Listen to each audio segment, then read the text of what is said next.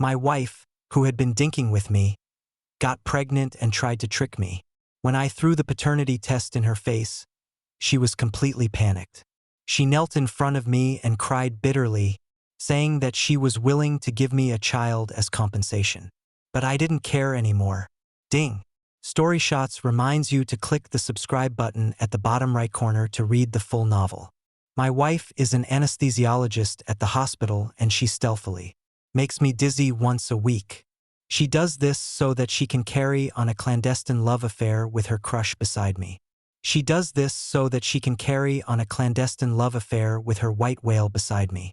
However, after a few times, I developed a resistance to the anesthetic and woke up during their clandestine encounters. She, however, felt that this made things more thrilling, convinced I would not remember any of it once I fully regained consciousness. And then she got pregnant, but we were dink asterisk the whole time. What's more, she dared to trick me into thinking I was the father. When I slapped the paternity test results on her face, she panicked. She knelt before me, weeping bitterly, offering to bear a child for me as compensation. By then, however, I did not care anymore. Asterisk note: DINK, dual income, no kids, refers to a married couple without kids. Both partners are working. I woke up with a splitting headache. I wanted to move, but I was so weak that I could only limp to the bed. The bed beneath me was trembling. Perhaps noticing that I had opened my eyes, Lana Rattimore looked a bit flustered, but she did not stop what she was doing. I knew the man, her crush, Orlando Bloom. Throughout our marriage, she had always vehemently claimed that she was dink and that she couldn't bear to get pregnant and have children. But when faced with Orlando Bloom, her secret lover, she couldn't wait to bear his child.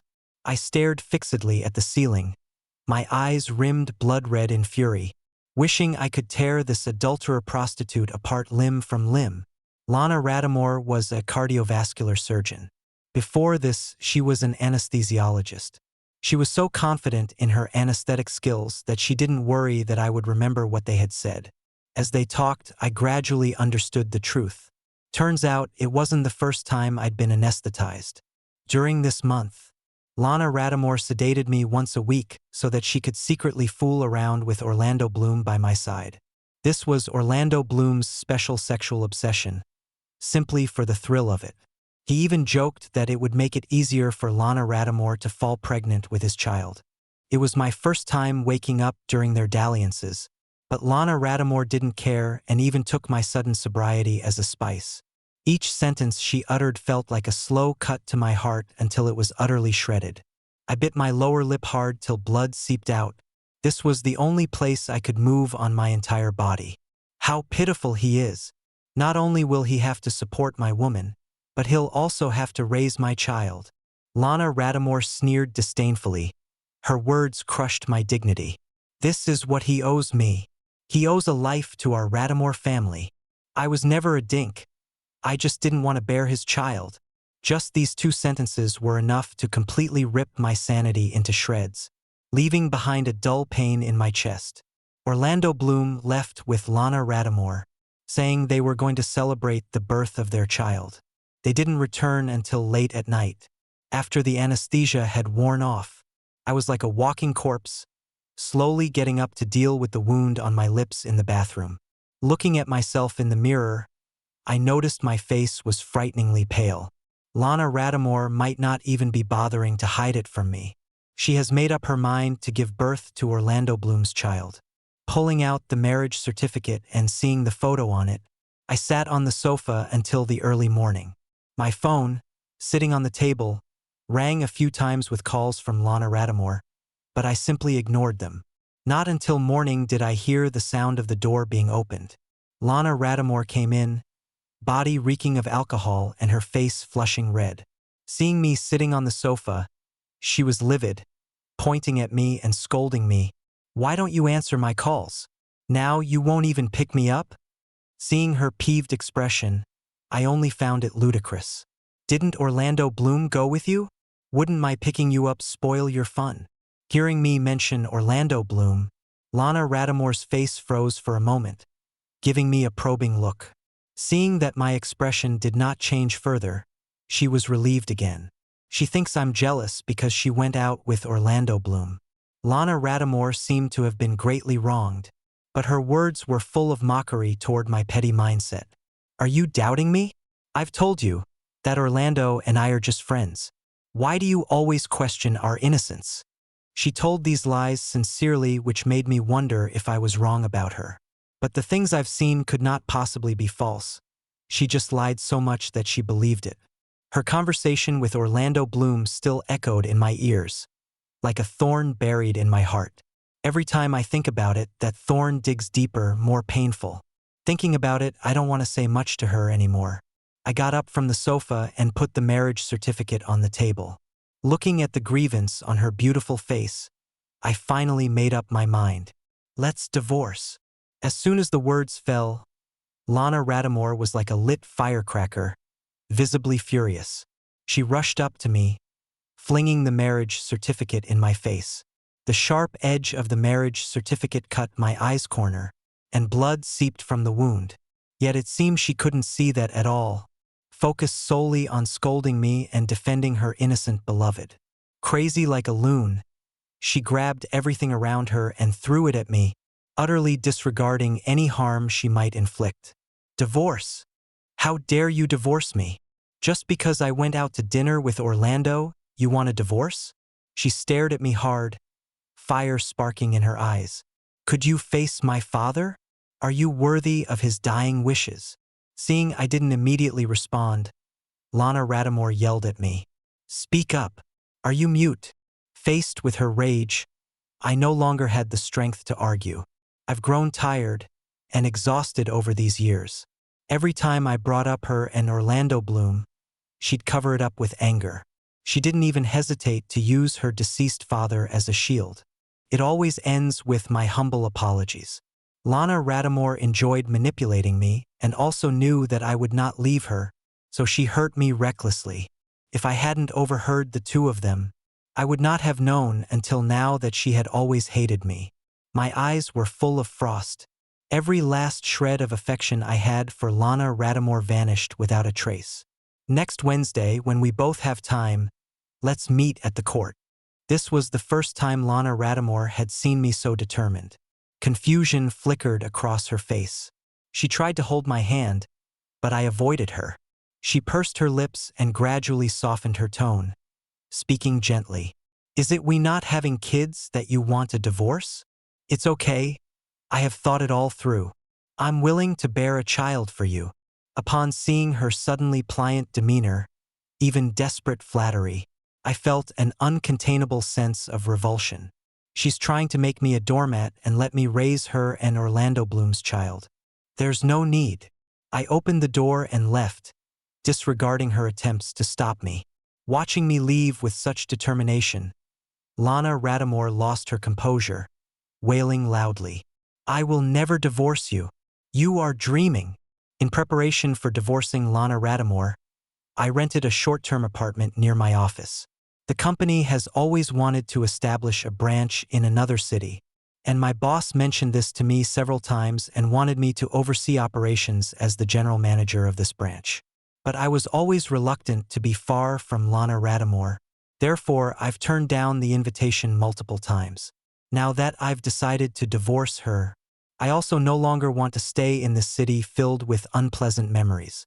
Thud, thud. Come in. Hearing the voice from inside, I opened the door to my boss's office. Mr. Grinter, about the branch, I'd like to give it a shot. The moment I entered, I stated my purpose bluntly. Being handpicked and promoted by Mr. Grinter, he has always trusted me. This time too, he wishes to have a trusted subordinate at the branch. Hearing my voluntary solicitation, he appears a bit surprised but doesn't ask much, simply patting my shoulder with a smile. Great, I trust you the most. Now that you've agreed, I can rest assured. After expressing my gratitude to him, I drive to the local court. Today is the day I and Lana Rattimore come to the local courthouse for divorce. This is the same courthouse where she and I were married. However, our relationship failed to stand the test of time and has changed. I am not even sure if Lana Rattimore still loves me. Indeed, I owe her my life, Her dad was a firefighter. Back then, I had just graduated from university and was doing an internship at a company. I had been with Lana Rattimore for 1 year, and both our families had met. That day, a sudden fire engulfed the entire office building, and I was surrounded by thick smoke, unable to find an exit. Just as I thought I might die there, it was her father who rescued me from the fire, at the cost of his own life. A steel bar had pierced his body, and by the time he was sent to the hospital, it was too late to save him. Lana Rattimore's father's dying wish was for me to take good care of his daughter. I attended his funeral. Lana Rattimore was crying inconsolably, appearing very frail. I felt I owed Lana Rattimore something. I was willing to give everything, even my remaining life, to make up for what I owed her. So we got married naturally. Even after the wedding, when she told me she didn't want kids, I had no objections. As long as we're together, that's happiness for me. Just when I thought our happiness would continue, her crush, Orlando Bloom, returned to the country. After Orlando Bloom's return, Lana Rattimore seemed to have become a different person.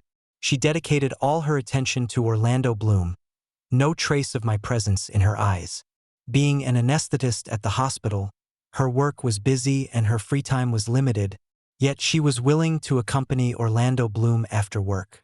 She even took Orlando Bloom to gatherings of her hospital colleagues. In their eyes, Orlando Bloom was her husband.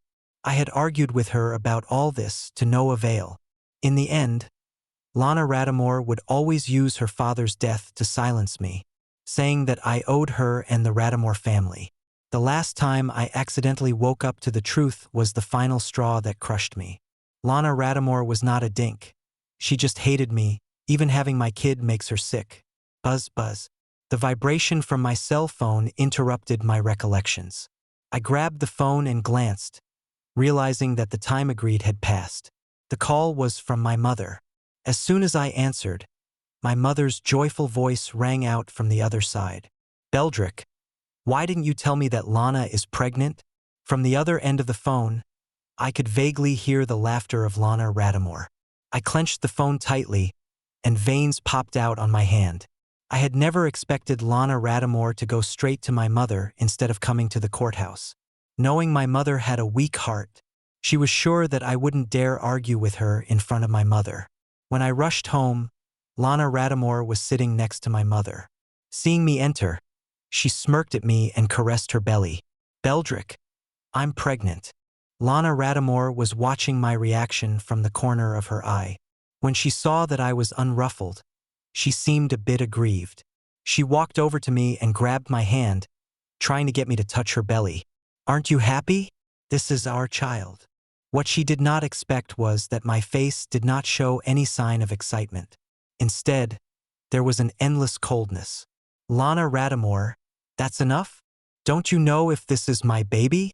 Lana Rattimore deliberately announced her pregnancy in front of my mother. She thought that I was completely under control. She firmly believed that I was unaware of her secret affair with Orlando Bloom and assumed I would accept the child in her belly as my own. I took out the divorce agreement I always carry with me and threw it in front of her, ignoring her increasingly embarrassed expression. "I don't want to make a fuss of this. After you sign this agreement, we will no longer have any relationship. I have tried my best to contain my anger, to preserve our respectability." Contrarily, Lana Rattimore displayed uncontrollable anger. She took out her prepared pregnancy test and paternity test results. "Beldrick Winslet, what do you mean? I know that you thought I was having an affair with Orlando Bloom, but I'm carrying your child." Tears overflowed from her eyes as she lamented, appealing to my mother with a pleading look. My mother, with knitted brows, tried to calm me. Facing Lana Rattimore's determination with her paternity result, I took out my phone and showed her the evidence I had been collecting these past few weeks. "In this period, you have been taking out lots of anesthesia medication from the hospital, and Orlando Bloom made quite a profit by selling it. Did you think I wouldn't investigate? Either divorce or I will send both you and Orlando Bloom to jail. You choose. I don't need to see the DNA test results to know it's fake." To fulfill her desire to be child-free, I had a secret vasectomy. How can she be carrying my baby now? Lana Rattimore grits her teeth, her eyes filled with resentment as if she wishes to devour me alive. How could you find out? I used enough anesthesia. Now that I've exposed her, Lana Rattimore is no longer acting in front of me, coldly snorting, and every word she says is like a stab in my heart. We are both DINK. So does it matter whose child I'm carrying? Even if the child I'm pregnant with is Orlando Bloom's, isn't that child still in your name? Isn't he still your child? Her words hit one after another, and here she became more and more agitated. Furthermore, I'm the one pregnant. I have the right to choose whose child I want to bear. Thud. My mother, clutching at her chest in pain, collapses, unable to accept what Lana Rattimore was saying. Amid the chaos, I rush my mother to the hospital. The surgery would require a highly skilled cardiovascular surgeon, and with time being crucial now, only Lana Rattimore can save my mother. She stands there arrogantly, watching me leisurely, but her words pin me to a stake of shame. Promise me we won't divorce, and let me bear this child. Then, I will save your mother. By the way, apologize to me. You have to kneel and kowtow 3 times. As I held my fist, the pain of my nails embedded in the flesh kept me alert. My mom is still lying here in limbo. How dare you mention that child? Rage is nearly burning my sanity to ashes. My mother lies uncertain of life and death in the operating room. Yet, Lana Rattimore is still thinking about her child with Orlando Bloom, even threatening me with my mother's life, forcing me not to divorce her. She is trying to force me to acknowledge this child. As for making me kneel and apologize, it's merely an added condition, aimed only to humiliate me, to strip away my dignity entirely. At this point, I realize that the death of Mr. Rattimore has long since become an unbridgeable gap between us. Only now can I accept the fact that she doesn't love me anymore. Seeing that I had not moved, she crossed her arms in front of me, urging me impatiently. What are you waiting for? Don't you want to save your mother? Lana Rattimore glanced at the operating room with a smile of certainty. In this operation, only I have the highest success rate. If you are not willing, others may not necessarily be able to save your mother's life. I can't believe she can say that with a smile. She didn't care about my mother's life at all. My mother was merely a bargaining chip in her negotiation, manipulated at her will. Hasn't my mother been good enough to you? She treated you like a daughter after we got married. My voice was hoarse. After our marriage, my mother knew that her father died in the fire to save me, and she doted on Lana Rattimore, even better than me, her son. But now, as my mother teeters on the edge of life and death, Lana Rattimore just stands by, indifferent. As if touched her raw nerve, Lana Rattimore's smile gradually faded, and she scolded me coldly. Beldrick Winslet, you have yourself to blame. It's you who picked a fight with me. Kneel, or prepare to get a corpse. She issued her ultimatum to me, despite the doctor once again urging us to make a decision. Lana Rattimore seemed unaware, waiting for my response. My once upright back gradually hunched and I knelt in front of her. The heavy thump of my knees hitting the hospital floor echoed through me. The icy floor seeped into my bones, and the chilling sensation is a lingering wound that will be hard to erase. Thunk, thunk, thunk. By the time I lifted my head again, my forehead was already covered in bruises. Yet, I seemed to be numb to the pain and unsteadily rose to my feet. I stared at the smiling Lana Rattimore. She held the hope of my mother's life in her hand. Now, can you save my mother? Seeing my humility, Lana Rattimore smirked in satisfaction. As I watched her get ready to change into her scrubs, I let out a sigh of relief. Just a few steps into her stride, her phone rang. Her face gradually stiffened when she got on the phone, and she was about to rush out. I hurriedly blocked her, but she fiercely slapped me. Orlando had a car accident. I need to go save him. Even though she slapped me, I was not going to let her go. My tone had turned to pleading. If he had a car accident, the ambulance would take him to the hospital. You should focus on my mother's surgery now. Nonetheless, Lana Rattimore refused to heed my words. She angrily shoved me away and yelled, "You don't know anything. Orlando is terrified of pain. Without me, he will be afraid. Your mother's surgery can be done without me. But Orlando Bloom, he only has me." As she finished, tears welled up in her eyes and she began to sob, stamping her feet anxiously. My mother lay in the operating room for so long that I never saw her shed a tear. Seeing that I still refused to move away, Lana Rattimore clenched her teeth, took a scalpel from a tray beside her, and directly stabbed me with it. The sudden pain made me falter, and I knelt on the ground. Could only watch her leave. It was the nurse who discovered me falling on the ground. My gaze remained fixed on the direction Lana Rattimore was leaving, seeing her choose Orlando Bloom over me once again. Sadness overwhelmed me, sweeping away my other emotions. I was utterly disheartened by Lana Rattimore. The nurse helped me up and took me to get my wound stitched. While getting my wound stitched, I anxiously awaited news from the operating room. Though Lana Rattimore had the best success rate with this surgery, I still harbored hope. However, reality often ran counter to my hopes. The moment I learned of my mother's death, I no longer heard what the doctor was saying afterward. The world came crashing down before me. I could barely hold myself up. Tears began to fall before I even realized it. Due to my emotional upheaval, my newly stitched wound reopened, seeping out bright red blood. But I couldn't fall. My mother was gone, and I had to deal with her death. Ignoring the nurse's advice, I staggered to the elevator, preparing to see my mother for the last time in the morgue. When the elevator opened, I saw Lana Rattimore, who had abandoned me, and Orlando Bloom, who seemed to be unscathed. Lana Rattimore scrutinized me from head to toe, and when she saw the wound on my waist, her expression seemed a bit unnatural. "If you hadn't stopped me then, I wouldn't have." Seeing her feigned compassion, I couldn't help but scoff. Wouldn't have what? Wouldn't have breached our agreement and left, or wouldn't have gone to find him? There was not a scratch on Orlando Bloom. Without giving it a second thought, I knew that his so-called car accident was just a lie to deceive Lana Rattimore. Yet it was this very lie that led to an innocent calamity befalling my mother, who now lay lifeless in the morgue. Hearing my derision, Lana Rattimore snorted coldly and said dismissively, "Your mother's surgery can be done without me." There was no other choice. I couldn't leave Orlando alone. Upon hearing Lana Rattimore mention my mother, my eyes glowed bright red with anger, and I pointed at her nose and rebuked, "You have no right to mention my mother.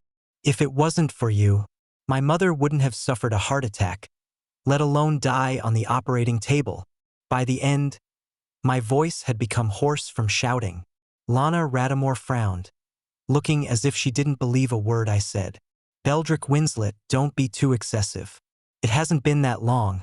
How could the surgery have failed so quickly? I know you're upset, but you can't say things like that." Orlando Bloom was also chiming in with a face of undisguised ridicule. "You must be lying to make Lana feel guilty. It's disgusting." This time I didn't let Orlando Bloom off the hook. I kicked him over and tossed him out of the elevator by the collar. I blocked Lana Rattimore, who wanted to leave the elevator and pressed for the morgue on the basement floor. "Don't believe me? Well, let me show you." There was one other thing that I didn't say. I want Lana Rattimore to apologize to my mother personally. I dragged her to my mother's corpse and flung her onto the ground. Lana Rattimore was in a panic. She didn't dare to look at my mother. I knew she felt guilty. She didn't dare. When I saw my mother's corpse, I felt my heart started to ache. It seemed as if I was feeling her pain. "Did you see that? Are you satisfied now? Lana Rattimore, is this the outcome you were hoping for?" Tears welled up in my eyes. I was overwhelmed with emotion and almost drowned by the endless pain. Lana Rattimore shrank into a corner. Upon hearing my accusations, she quickly shook her head in denial. "No, that's not it. I didn't know it would turn out like this. I didn't do it intentionally. Anyone else could have successfully pulled off this surgery, I thought." At this, Lana Rattimore bit her lip, She knew herself, no matter how she tried to explain now. It would be nothing more than sophistry. I sneered at her avoidance of the fact. The divorce papers will be delivered to you by my lawyer. And I won't cover up your theft of the analgesics in the hospital. Just leave it to the lawyer.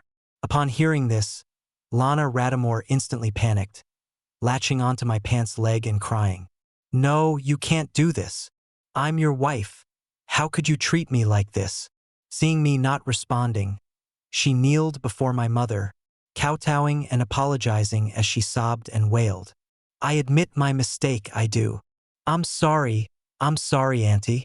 I could only find the absurd scene before me laughable. Nothing that Lana Rattimore does now can shake my determination to make her an Orlando Bloom face punishment. I'm weary.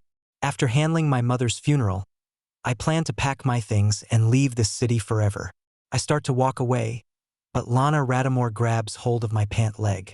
Do you really can't forgive me? My father saved your life. Can you bear to send me to jail? I didn't do it on purpose. I look at Lana Rattimore's panic-stricken face with indifference. So, she exactly knew that stealing anesthesia to drug me was illegal. But at Orlando Bloom urging, she did it again and again, although she knew it was wrong. A life for a life. I owe you nothing. From now on, we have nothing to do with each other. With that, I no longer care about Lana Rattimore's cry behind me, and I get in the elevator without a second glance. As the elevator doors close, I glance through the gap, catching a glimpse of Lana Rattimore's expression on her face. Her expression was a mixture of regret and fear. I'm not sure if it's my imagination, but she seemed to be scared of losing me. Inside the crematorium, I watched as my mother was consumed by flames, and in the end became a small box in my hands. My father and I arranged my mother's funeral together. After the funeral, I boarded a plane to the branch office.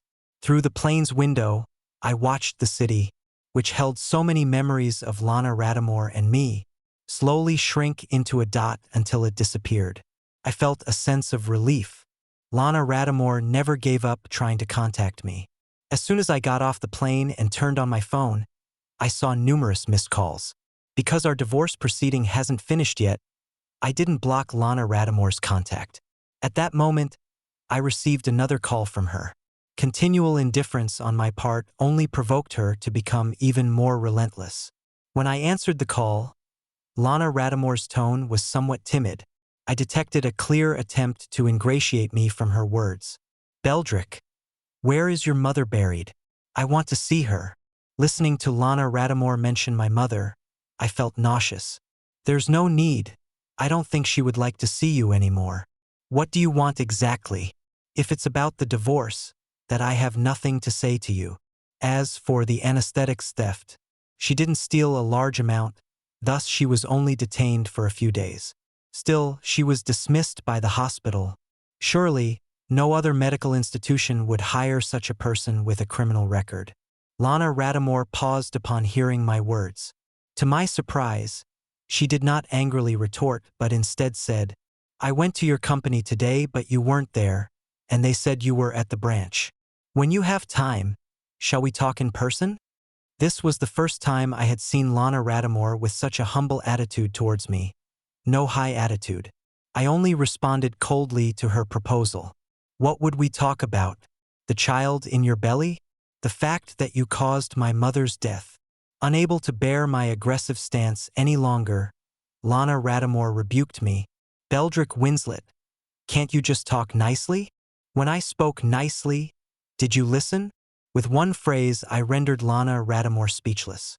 The call fell into silence. It was Lana Rattimore who actively broke the silence. I have already aborted the child. I'm sincere to you, she said, nearly choking up, pleading. I know I'm sorry. Can't you just give me one more chance? I didn't care whether she had truly aborted the child or whether she was sincere towards me. At this point in our conversation, I had already exited the airport and met the person who came to pick me up. I waved at Katia Harden. Without a response, I hung up the phone. The passage of the years hadn't left any traces on her face. She looked just as she did in my memories, reunited with an old friend, Katia smiled and opened the car door for me, and we exchanged pleasantries. It's been a long time. Her words plunged me into memories past. Katia Harden and I could be considered childhood friends. We had managed to keep in touch all these years. But ever since I married Lana Radamore, to avoid any suspicion, I progressively minimized my interactions with female friends. In contrast, Lana Radamore seemed to have become even closer to Orlando Bloom. Sitting in the car on the way to the branch, Katia hesitated, glancing at me several times. I smiled at her and let her speak. "Did you get a divorce?" I first nodded, then shook my head. Yes and no. The divorce lawsuit is still going on. Once the dust settles, I will officially be divorced. Upon hearing my response, she seemed somewhat disappointed. Then let's talk about it later. My mother knew you were coming and kept asking me to invite you to dinner. Katia is a local and has significantly contributed to the establishment of the branch office. She escorted me to the apartment I was renting. When she left, she didn't forget to remind me. Just remember, tell me once you're divorced. I don't want to earn a bad reputation. Katia wittily winked at me, and I could see the affection lingering in her eyes. But all of this will have to wait until I've sorted out all the trivial. The new home isn't far from the branch office, and also not far from Katia's home. She always brings me a lunchbox filled with the food prepared by her mother. Aunt Mafalda and my mother have known each other for many years. Even their cooking tastes are somewhat similar. The first time I tasted her food, I found myself on the brink of tears. Fearful that Katia would spot my red-rimmed eyes, I kept my head down, tears falling into the lunchbox and mixed with rice swallowed by me. She asked me, "Do you like it?" Blinking back tears, I nodded. And in this way, half a month passed. The divorce lawsuit was over and the court made its judgment. I was finally single now. I informed Katia about this good news for the first time and invited her to my house for dinner. Midway through the meal, however, there was a knock on the door. I opened it to find Lana Radamore, whom I hadn't seen in a while. She had lost a lot of weight and her whole mental state was worrying. Carrying her luggage, Lana Radamore seemed to have traveled a long way. She attempted to walk into the house as soon as I opened the door, but I barred her way at the doorway. "What's the matter? Say it right here." Having followed me thousands of miles only to be met with rejection at my doorstep, Lana Radamore choked back tears at my cold demeanor.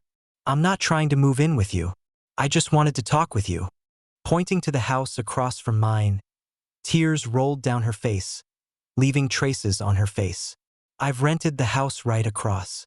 I just wanted to make amends. I know you hate me, but I was cheated by Orlando Bloom. It wasn't my fault."